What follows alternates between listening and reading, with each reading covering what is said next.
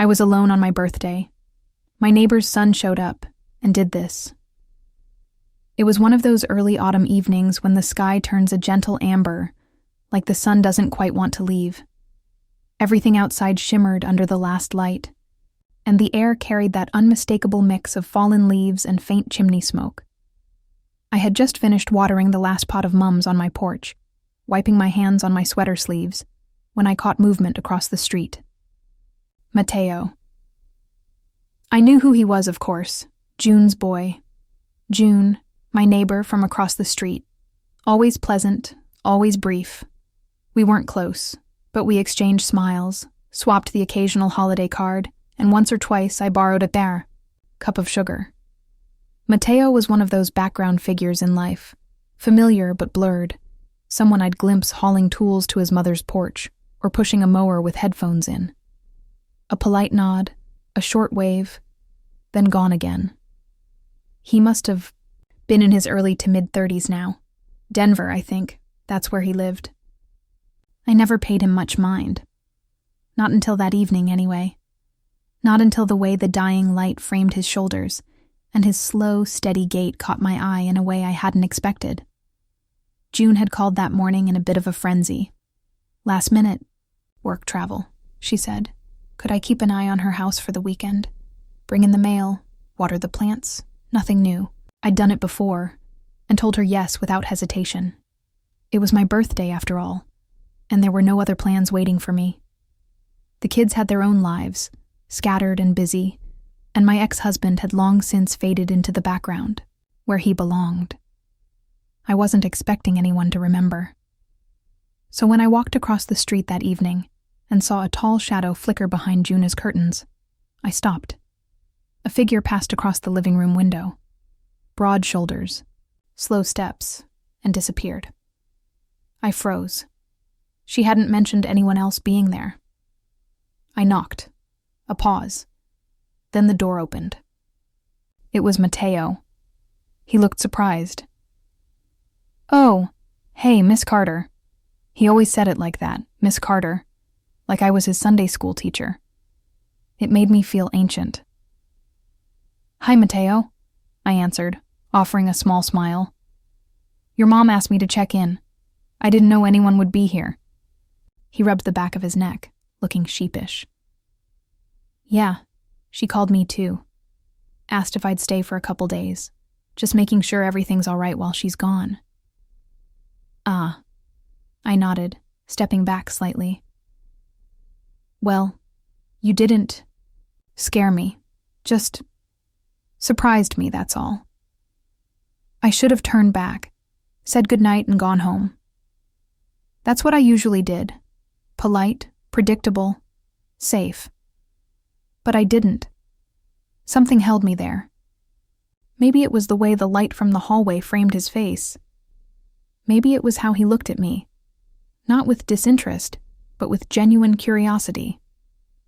"Would you like to come in for a bit?" he asked. "I was just about to make some tea, or something stronger, if you'd prefer." I hesitated.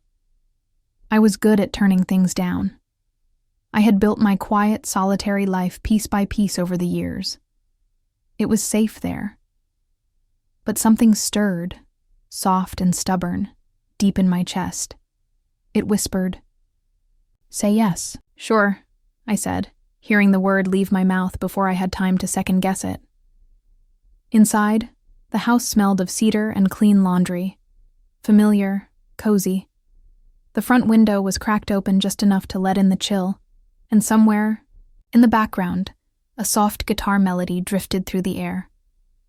I perched at the edge of the couch while Mateo disappeared into the kitchen, moving with an ease that made the silence feel welcome instead of awkward. I glanced around. Family. Pictures still lined the mantel, a mix of old and new decor scattered across the shelves. But there were subtle touches, too. A flannel jacket tossed over a chair, a pair of boots near the door.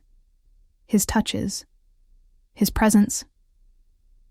Mateo returned holding 2 glasses of red wine. "Thought this might be better than tea," he said, handing me one with a crooked smile. It was such a small moment. And yet, something in the air had shifted. I smiled. Cheers. We clinked glasses, his grip careful, mine just a bit nervous, and took that first sip. The wine was smooth, bold, and just strong enough to blur the awkward edges of the moment. We started with safe subjects. His job in Denver, his mother's, latest escapades, neighborhood gossip that barely qualified as news.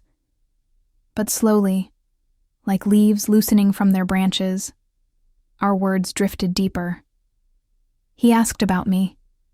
Not the polite kind of questions people ask to pass time, but real ones. He wanted to know about my nursing days, my garden, and how the house had changed since the kids left. I told him things I hadn't voiced in years, not even to myself. And he listened, not out of obligation, but with a presence that felt startling, like he genuinely cared. At one point, he looked at me and said, "You don't seem lonely." I laughed, startled by how direct it was. "Don't I?" He tilted his head, eyes soft. "You seem at peace. Like you've made your peace with things." I smiled, but it didn't quite reach the ache under my ribs. "Peace and loneliness don't always cancel each other out," I said quietly. "Sometimes they live in the same house." He looked at me then. Really looked. In a way I hadn't been looked at in years. Not with desire, with awareness. Like he saw something I wasn't sure was even still there. The silence that followed wasn't empty. It was full. I looked down at my half-empty glass.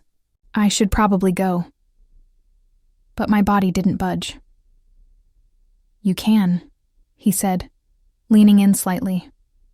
"Or you could stay. Talk a little more."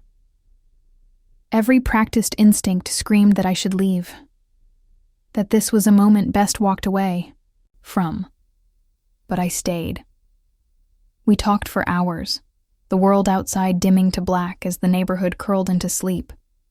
Inside, we sat like two people on the edge of a page neither of us had planned to write. "Do you ever feel like life passed you by while you were busy doing the right thing?" he asked. The question clung to me. I swallowed. "Yes. More than you'd guess." He leaned back, voice lower. "That's how I feel lately. Like I blinked and ended up here, wondering what I missed." We didn't touch. We didn't sit close. But between us was something, quiet and steady. Not tension, not even longing, just understanding. That delicate ache of two lives that hadn't unfolded the way they once imagined. "Do you think it's ever too late to start again?" he asked. I didn't answer. I didn't need to. I stayed. And that, somehow, said enough. The next morning, I woke in my own bed, the soft light curling through the curtains. For a moment, I wondered if I'd imagined it all. The conversation, the quiet connection, the spark that didn't ask to be named. But it wasn't a dream. Nothing had happened. No lines had been crossed. And yet something in me had shifted. He made me feel something I hadn't in so long, seen, noticed, heard. By midday, I had convinced myself it was just a passing moment. Maybe the wine had softened the edges of reality. Maybe I'd romanticized a harmless conversation. I was just starting to fold back into my routine when I heard his voice again. "Hey, Elena." I turned. He was standing at the edge of my yard, hands tucked into his pockets, a gentle look on his face. "Brought your coffee mug," he said, holding it up. I walked toward him, trying not to read too much into it. When I took the mug, our fingers brushed, just for a second, and there it was again. Not fire, not longing, something quieter, something real. "Thanks," I murmured. He chuckled. "So it happened. I didn't dream it either." I could have let that be the end. A quiet smile, a goodbye, and him walking back across the street. But I didn't. "You hungry?" I asked, without thinking. He raised a brow, smiling. "Are you inviting me to lunch, Miss Carter?" I rolled my eyes. "Stop calling me that. And yes, come on. I made way too much chicken salad anyway." Sometimes it's not grand gestures or sweeping romance that change us. Sometimes it's a quiet evening, a shared bottle of wine, a moment of being truly seen. We don't always get to choose when a new chapter begins, but we do get to choose whether we open the door when it knocks. And maybe, just maybe, it's never too late to start again.